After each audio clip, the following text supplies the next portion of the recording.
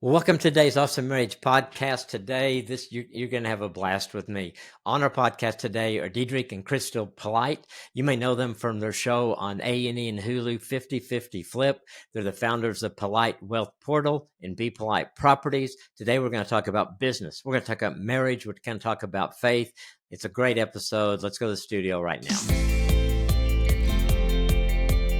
Well, Dedric and Krystal, welcome to Awesome Marriage Podcast. I'm so glad to have you guys today and get to know you. And I'm so excited about what we're going to talk about and all of the many things that you guys are doing. Thanks for coming. Dr. Kim, thanks for having us. Definitely. Thanks for having us. Well, it's great. So let's go. I mean, you've got your TV show, you got all kinds of stuff, but just tell maybe a little bit about yourself, a little behind the scenes, how long you've been married, kids, when you ended up on a hit TV show on Hulu. All of those kind of things we'll kind of start out with so people kind of know more about you. Yeah, absolutely. So we're husband and wife, obviously. We met actually tomorrow will be 15 years that we met. Been married for 9 years. We have 2 kids, 2 boys, keep us busy. They're really into sports. And on top of that, we're also real estate investors. We're entrepreneurs. And we landed a TV show on A&E called 50/50 Flip. And how we landed that show was really from us sharing our journey on social media. When we first got into real estate investing back in 2017, we didn't know what we were doing. We were working in corporate America, just working regular jobs, living paycheck to paycheck like most everybody else. And we joined a mentorship program, a mastermind group. And our mentor told us, hey, you need to document your journey, document what you're doing, the successes and also the failures. I mean, that's going to help you grow your business. And we didn't really want to do it, but we were obedient. We listened. And over time, we grew a following. And that's what caught the attention of A&E Network. So we're 2 seasons in. We've done 2 seasons of 50/50 Flip, and it's been an incredible experience. That is such a great story. It's just amazing, I think, how God works and brings opportunities. And gosh, you guys have just been doing it, 7+ years now. And it's amazing like that. Yep, and it feels like a lifetime. Well, I think the story that, you guys were doing, quite a lot of couples do, and then all of a sudden you see this opportunity, and it's been a real blessing to you and to other people, obviously. So kind of talk about your vision with the businesses and the show. What's your vision of all of this and how it comes together? Yeah, our vision is really to inspire others, right? We have a lot of mentors and coaches who poured into us, and a lot's been given to us. So we feel obligation to give back. We're really go-givers. So we know something that can benefit others. We just can't help it but share it. And real estate investing is the vehicle that helped us become financially free, helped us get not only money, but also time freedom to be able to do the things we want with the people we want, to be able to support the causes that we want. So we just try to share that with as many people as possible. And I would definitely say the vision for our business and the show is really to show people what is attainable, right? Even our show, when we first got started, we said, hey, we're not going to be the million flipping show because that's not what we do, right? We're real estate investors. So if you want us to do a show, it has to really showcase what we do. So that's the great thing about A&E is they had no problem with that because they shoot documentary style. So they wanted to be able to really show what we do. So we are really showing people what's possible for them, right? Not having to have $2 million to flip a house and things of that nature, showing them that you can do this with, humble beginnings, right? We were doing this starting out when we first started with full-time jobs, 2 small kids. So I think that's also what our show really shows people and why it resonates with so many people, because we're showing the more inspirational, aspirational, attainable version of real estate investing. That's really cool. So yeah, you kind of hit on a bit. What was your first step? Because you're in the corporate world and you kind of get this vision, and then what was step one? So I came to my wife and was like, hey, I want to get into real estate. And even from when we were dating, she saw all the books I had bought and in the tapes, but I was a entrepreneur, right? I wanted to be successful, but I was risk averse. I didn't want to fail. I didn't want to lose my shirt. So finally, after I kept talking about getting into real estate for years and years, she was finally started doing research herself. And once she starts doing research, she's like, all right, we're doing this because I'm reading books, going to seminars. So we dove in. We didn't know what we were doing, right? We tried to figure it out through podcasts and YouTube University and failed miserably. And we're about ready to give up. And my wife was like, you know what? We need a coach, a guide, someone who's done this before to really kind of help us navigate this new industry that we don't have any experience in. So we joined a mastermind, we hired a coach, and when we got a guidance, that's when we really started to see success. Now, I think that's so cool. Connecting with somebody that's been there, that's been successful, and that was willing to kind of mentor you guys and help you step by step. Because I'm sure it is. It's kind of a trial and error. I'm sure at times, and Yeah, figuring all that out. So yeah, that's really cool. So you guys have some interesting views of dating.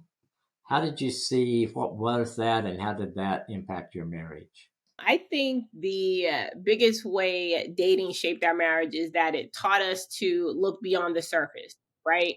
When you're dating, it's easy to get caught up in just how, beautiful someone is and how well they dress and the fun and excitement you have with each other. But we realized early on that for a relationship to last, it has to be built on trust, honesty, genuine understandings.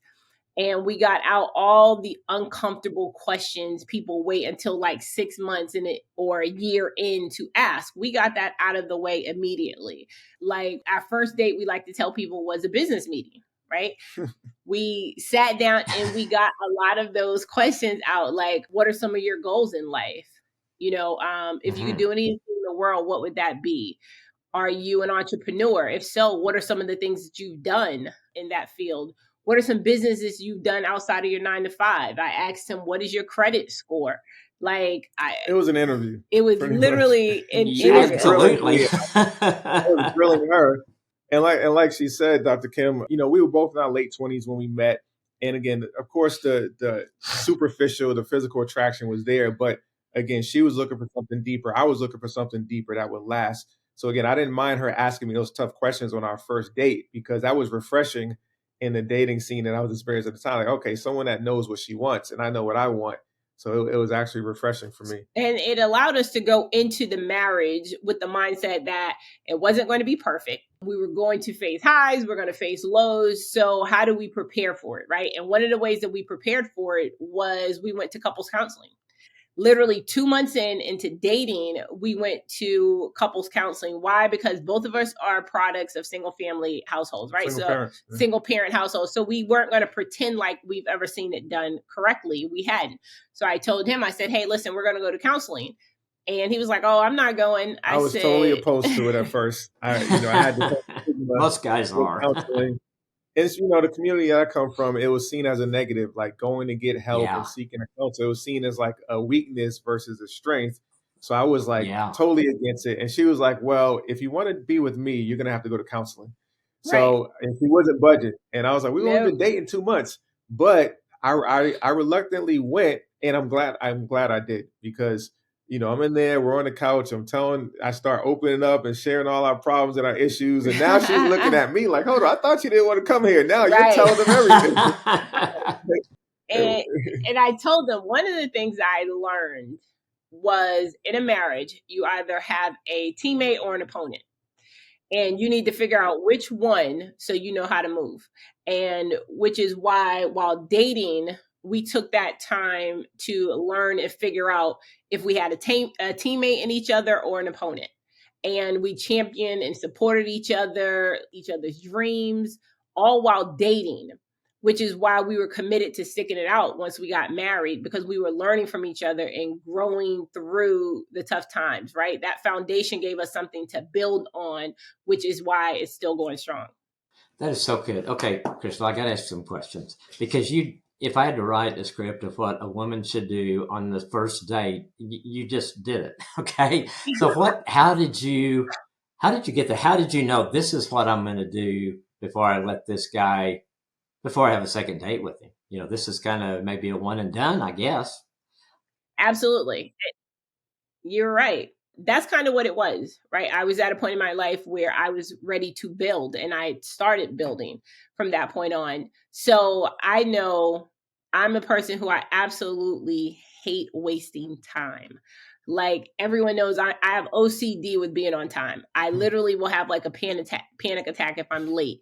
So I don't like people wasting my time, and I don't like wasting other people's time. And just meeting Dedric and us having a date, I said, listen, in my mind it is, let me find out where his mindset is right now. Because if it's not where mine is, we can definitely part as friends. We're going to be cool on Facebook. We're going to still be, be Facebook friends, but we're not going to waste each other's time at this point. So I really got out the questions that most people ask a year end early, right? And I wanted to see, hey, if he was going to be open to answering them, open to communicating about some stuff. And when I asked him, like, hey, what's your credit score? He told me he was like at 810.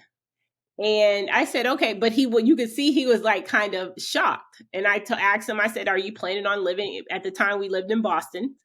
And I said, are you planning on living here forever? And he was like, I mean, I don't have to. I'm not really tied to Boston. And I said, okay, but why not get that out the way now if you know where God is taking you, right? And I knew where he was taking me. I knew where he was leading me.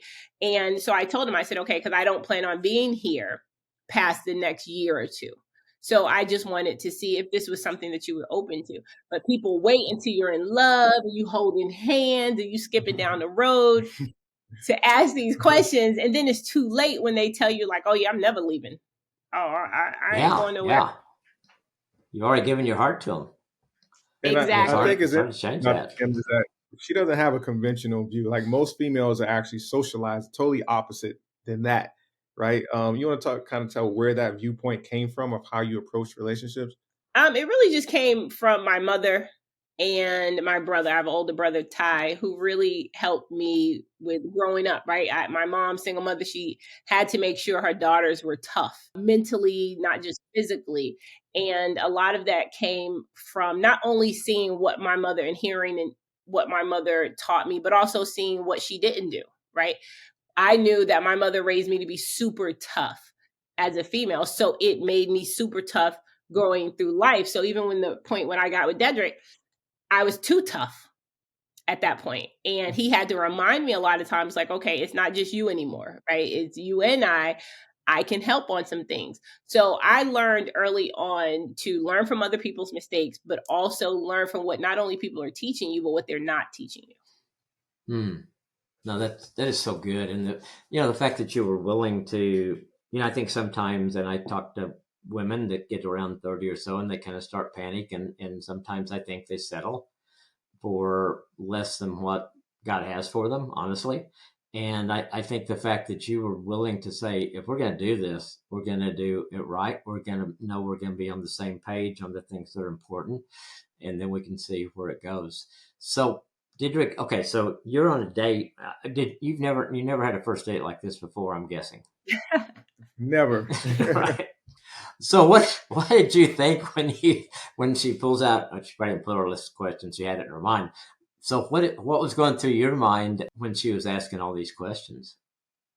Yeah, like I said earlier, Dr. Kim, it excited me. It made me respect her more because I'm like, this is a woman who has her head screwed on straight. Yeah. She knows what she wants. And I'm looking for a partner. I'm not looking for someone that's just going to go along with anything I say and put up with any just BS. I want someone with high standards.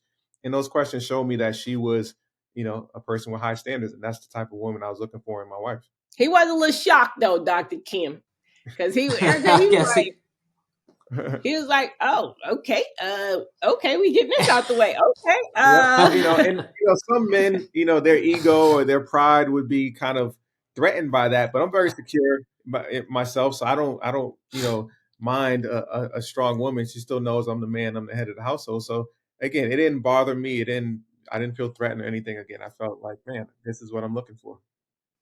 Oh yeah, I don't think there's a lot of guys that couldn't have sat through that because of their ego or whatever, or they didn't have the right answers and they're trying to figure out this is not going my way at all because I'm not measuring up to her, this lady. So no, I think that's good. And I just love it because I think sometimes we, like you said, Krystal, you fall in love, and once you do that, you kind of have these rose-colored glasses on, and some of the things that you guys got out of the way early maybe you wouldn't have dealt with them if you waited till you fell in love. I think that's what happens. And when I do premarital counseling, we use an assessment that brings things up. And it's so easy, I think, for people to have overlooked some things because we can justify almost anything in our minds or rationalize it out.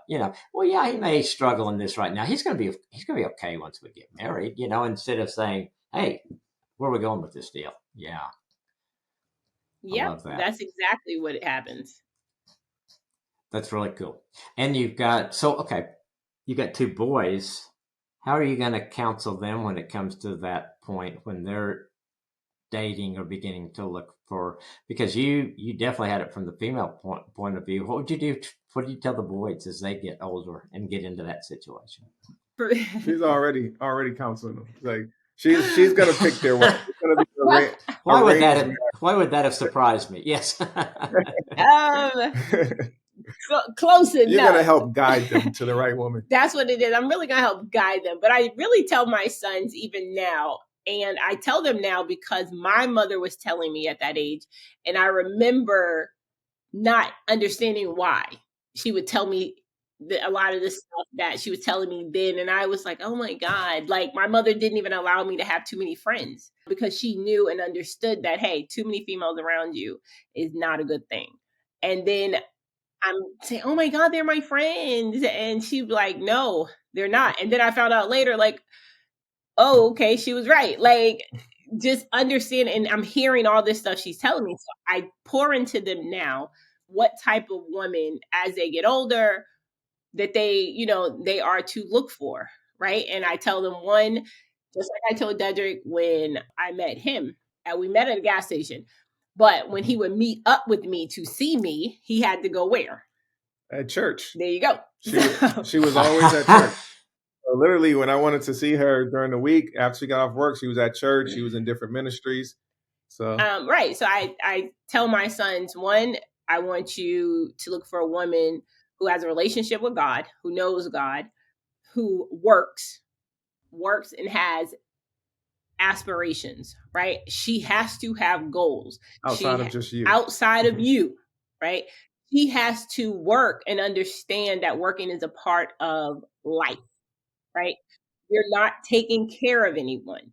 And I also want my sons, and I tell them what you see with mommy and daddy, right? You see us working together. You see us, we are not just that we're always together, but you see us and how we move and how we operate. We pray together, we stay together, we work together. We are a big part of what we do. And you want a helpmate in your woman, right? You don't want someone that you're taking care of, but you want a woman who can support you, who can have your back. At the end of the day, like when I met Dedric and he had got fired from his job, which is how we started and really got into real estate, but he got fired. And it took me coming to him after letting him wallow for like 2 weeks and coming to him and really shaking him out of it. Like, yo, look, that job lost you. You didn't lose that job.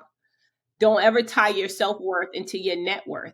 Now it's time for you to truly find what God has wanted for you from the beginning. That job was a season, and that season is past. Now it's time for you to truly find what God has put you on this earth to do. And don't you worry about any bills. Don't worry about mortgages. I will hold you down. But now I want you to clear your head and get out there and truly find your passions. You want a woman who, if God forbid, if something happens to you, she knows where to jump right in. A woman who's not afraid of getting her hands dirty. A woman who's not afraid of being there to hold you down, walking beside you, having your back.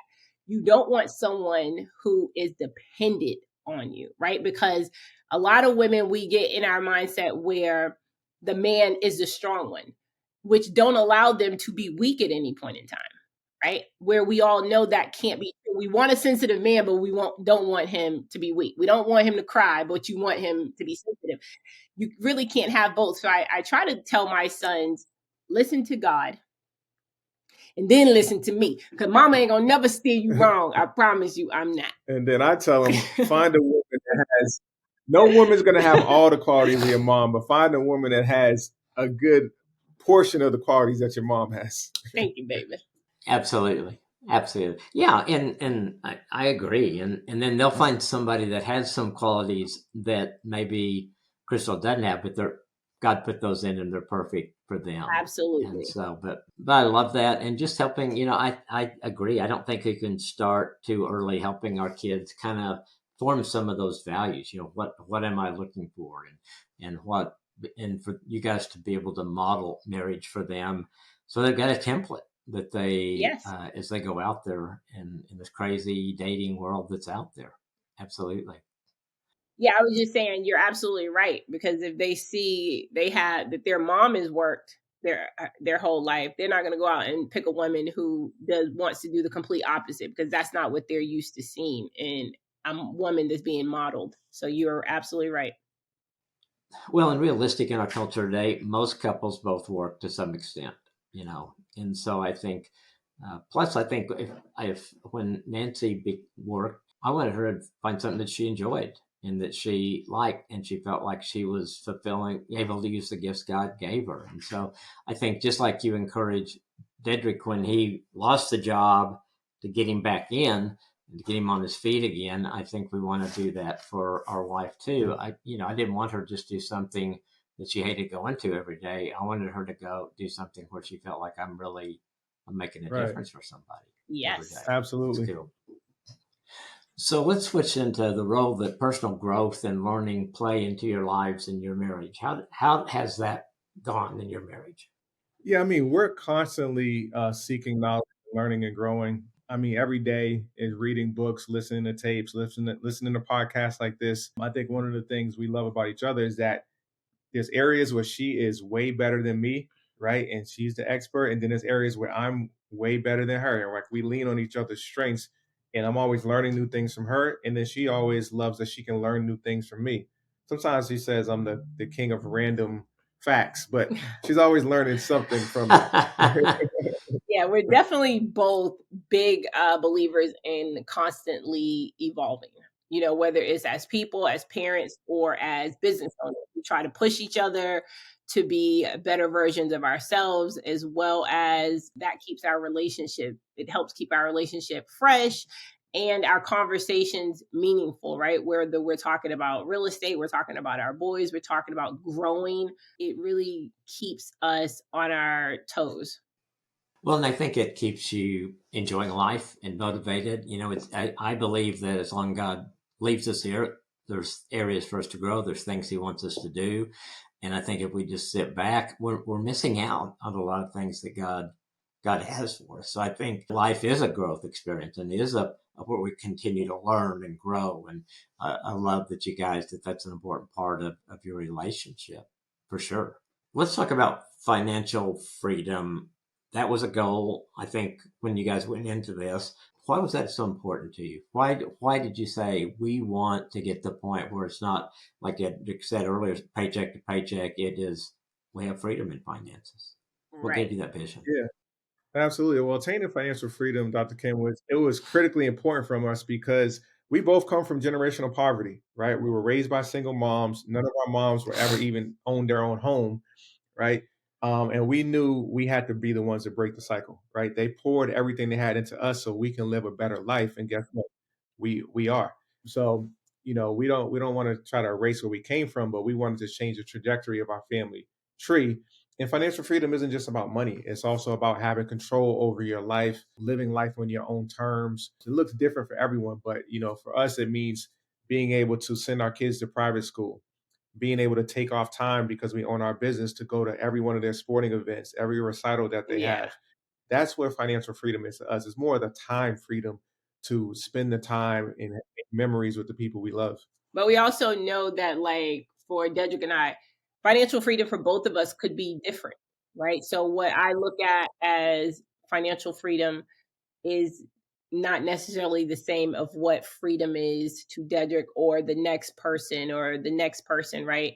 So for me, I love being able to just take off and go to my son's little 30-minute recitals that they'll have, or 10-minute recitals. We recognize that financial freedom gives us options. And that's what we both agreed on, is we wanted options. We came from a household where our parents didn't have options. They I had to have to go to work. work. Yeah. Never was able to see any of our sporting events ever because they were at work. So we wanted to make sure we wanted to break just that cycle and be able to be there for our kids where we weren't kind of beholden to a job. And another one of those ways is being able to give back to our community, which is why our show has been such a success and such a hit, because we really show people what we've been doing in our community that people just didn't see until the camera started rolling. And we tell people all the time, it's not about how many doors we own. It's about how many doors we can open for that next individual to be able to walk through and change that trajectory of their family tree. Money isn't everything, but it definitely increases the flexibility when allowing us to live aligned with our values, which are huge to us. Yeah, no, family is so important. And I love the way you put that. It's not just so you can buy this or buy that. Right. Nice things are great. I don't think God begrudges that. But to have that freedom to be at your kids' games, we were able to do that too. And I would never trade that for anything. And the same with our grandkids. We're at every game, every recital. If they've lost 7 games in a row, we're going to be there at the 8th game, cheering them on, Exactly. There you go. So, Exactly. So that's that freedom to really just embrace the things that are really meaningful for you, that you really do value. And I love that about it. I think that's contagious because I think a lot of us want that. A lot of us want that freedom that would give us. I feel like that's what God wants for us. So that's why we're so passionate about teaching people ways to become financially free, is because we believe everyone should own their own time and be able to devote that time to the causes and the people they love. Absolutely. It's so good. So good. So you guys work together and have for 8 years now. Yes. I've worked with a lot of couples that couldn't work together. Tried and it just didn't work. So how does your business partnership, how does that impact your marriage? I would definitely say, Dedric and I started working together 2 months in to our relationship. Like 2 months dating, we had already started a business together, which was Airbnb. I can't remember not working together. Right. Really? That's awesome. Since 2012, was it, when we started Airbnb? Yeah. We just started dating. Yep, 2012, when he had gotten fired from his job. And I told him to go out and find what you truly want to do. And he came back like a week later and was like, hey, I know of this thing called Airbnb. So he was like, we can do your apartment. She was always at my house. So her apartment was sitting vacant. I was like, hey, we can rent out your apartment because you're always at my place. And she didn't even ask any questions. Like, hold on, your brother's staying at your apartment. And she was like, hold up, he was staying there. She called him and he wasn't paying any rent. He was just sleeping on the couch. And she was like, you got to go. Time to move on.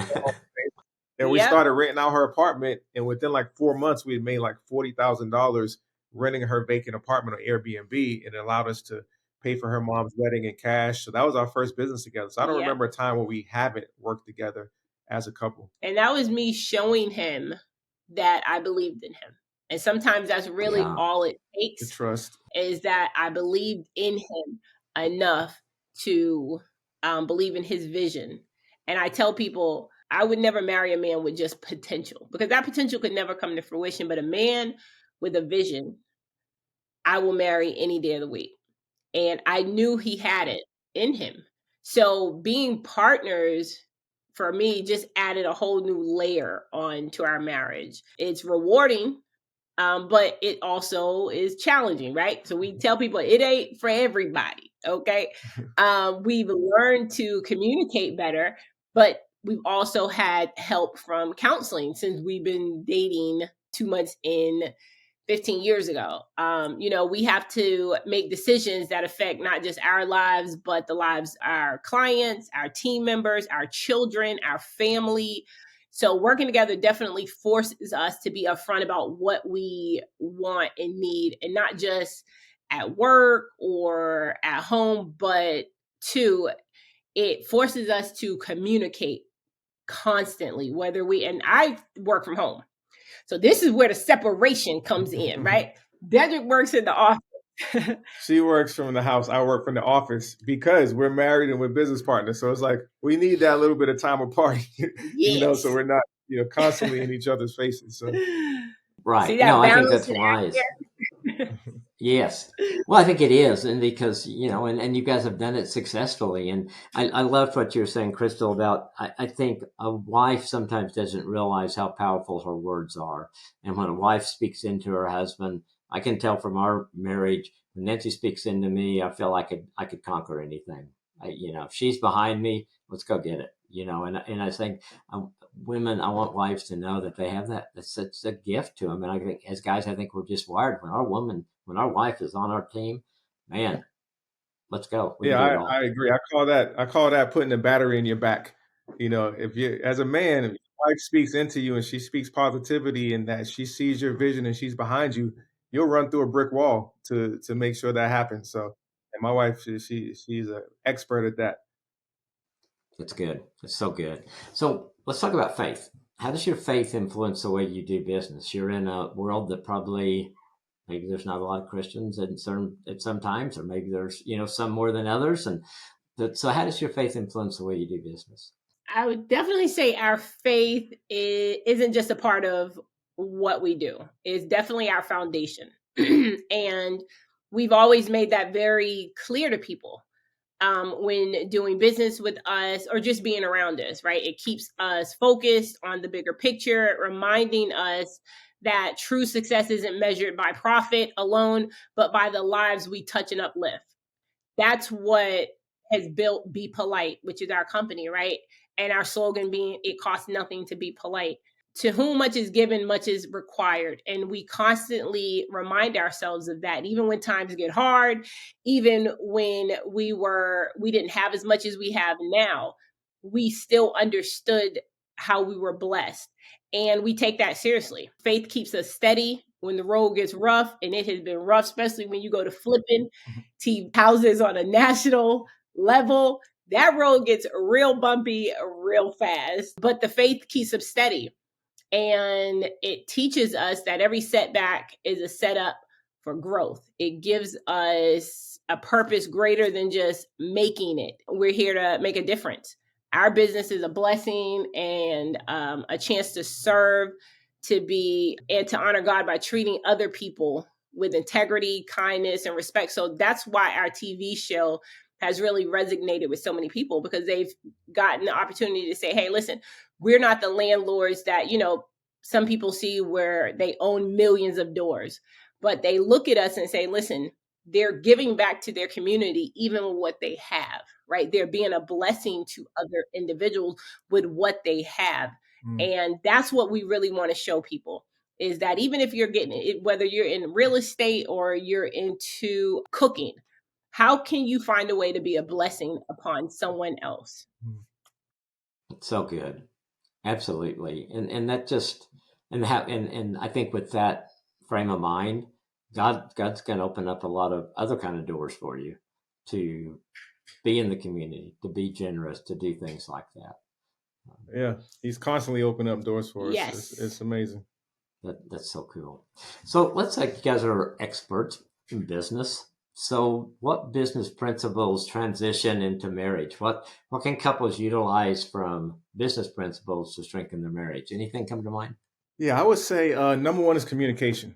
I mean, whether it's in business, in marriage, as human beings, we were put here to communicate. So if your communication is poor, your business or your relationship is going to suffer. So I think it starts and ends with effective communication. I would definitely say teamwork is another key principle. When you're in business and you know that one part of the team fails, everyone feels it. And it's the same with the marriage, right? Supporting each other's roles and responsibilities really strengthens the whole relationship. So if my husband sees that I've had a long day, he might step in and say, hey, listen, honey, I'm going to handle the kids. I'm going to handle bedtime. Likewise, if my husband is swamped with work, I can step in and say, hey, babe, don't worry about it. I'm going to take care of paying these bills or looking over these documents. Or like my husband likes to say, can she cut grass though? Right? He would always tell people, I would never let you cut he'll grass. tell him, can you get a woman who can cut grass? And I tell him, but you know how to do it. That's the key. I'm still going to cut it, but you got to know how to cut right, the because grass. I told him you definitely did not get a woman who can cut grass. She don't cut grass. But there are women who do it and who can step in when they know that their husband has had a long day. And I know people like to say, hey, marriages or partnerships are 50-50. But I would definitely say they're not. It's 100-100 because there are going to be some days that I'm going to come in on 60 and I'm going to need Dedric to hold me up with that extra 40. And then there's going to be days that he's going to come in on 40 and I'm going to have to step in and supply that 60 for him. So each one of us supports the other's strengths, making both home and our work life just that much stronger.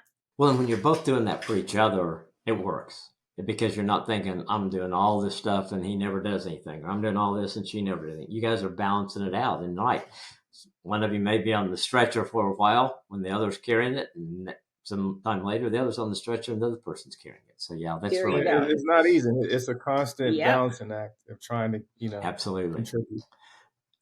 Since you guys work together, and you said about Dedric goes to the office and you stay home, do you put any other boundaries in your life to kind of keep so all your conversations aren't about business or things like that?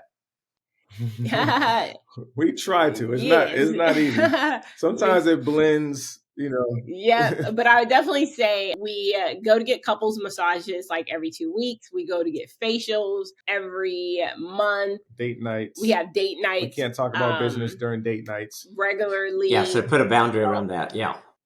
Absolutely. And then Dedric gets away with his friends, whether they're going fishing or to the gun range and things of that nature, or I go out with my girlfriends. So we definitely make sure that there is balance outside of work because, our schedule is not like, the typical couple with small kids, but we also want to make sure we create that balance for our children because we are that living example for them.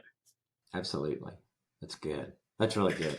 And I'm sure it is difficult when you work together because you want to know what's going on. And so, but I love the fact that you said date nights. No, there's times that you're going to say, that's off the table. This is us. Yes. Yep. We got to remind each other of that constantly. Yeah. So if a couple came to you and said, how do we develop a godly vision for our marriage? What would you say to them? Good question. What I would say is put God first in your marriage. So literally it's seeking God first, asking him, what does he want of you as an individual, whether you're the man or the woman in the relationship, and then coming together, all right, and praying together and really asking God to lay out that vision for you. I think God has to be at the center of your relationship for it to be truly successful. Yeah, I would definitely maybe add thinking about the kind of legacy you want to build also. The values you want for your kids to carry on and how you want to show up for your community. As a couple, we're not just here to go through motions, right? Dedric and I, we want to make a real impact and uplift others along the way. This is what we mean when we say lift as we climb. I love that. We want to make sure that as we climb, we are lifting others up with us because for us, it's not just about how far we get. It's about how many people were we able to take with us. And if people understand that true purpose in life, it's when people say it's lonely at the top by yourself, remind yourself of that. It's lonely at the top. So for us, finding the purpose together isn't instant, but it definitely takes time. But faith and a lot of prayer, that's really what's been able to sustain us. So I tell couples to get a vision for what you want that to look like. And for us, marriage has been a journey. Like every step of the way, every step counted towards creating something though. So that's why I say create that vision of what that looks like for you. That's so good. It's so good. This has been so much fun. Listening to you guys, hearing the story. You're so passionate about life and marriage and your work and having the way you're building your kids and putting God first. It's a great example. And I just thank you for spending time today and just kind of sharing those things. We know that Portal Wealth, getting tongue-tied. Polite Wealth Portal, Be Polite Properties. The TV show is 50/50 Flip. You can see it on A&E, and I think it also plays on Hulu, I think. Yes. Yes, sir. If they want to, any other way that people connect with you? Yeah, just go to politewealthportal.com. That's our website, or look us up on any social media, Be Polite Properties on Facebook, Instagram, YouTube. And we really enjoy this conversation. You know, typically we don't get to talk much about marriage and relationships and God in a lot of interviews we do, but really enjoyed this conversation. Thank you for having us on. Yes, this has been awesome. Thank you so much, Dr. Kim. Thank you guys for sharing. It's been a blast.